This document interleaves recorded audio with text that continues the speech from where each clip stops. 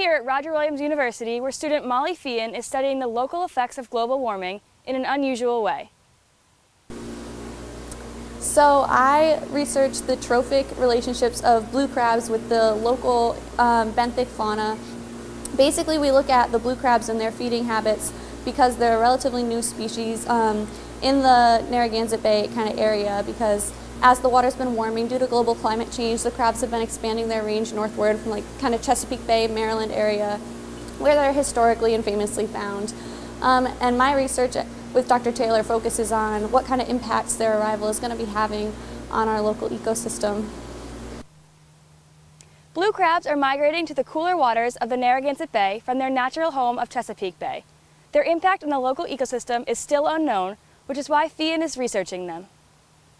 To find out their impact, Fehon studies the contents of the blue crab's stomachs.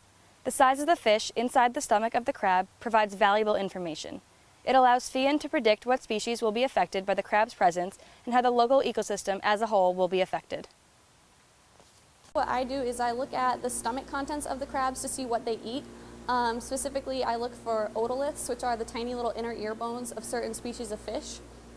And we've found that so far we don't think that the crabs are too much of a threat to our juvenile fish populations.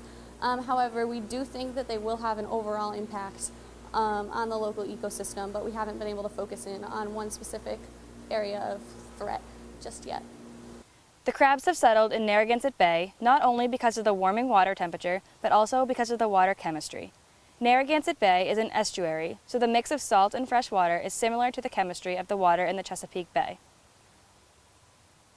Although Fehon has found that the crabs do not have a negative impact on the native ecosystem, she is sure that as the population of the crabs continue to grow in the bay, they will eventually threaten another species.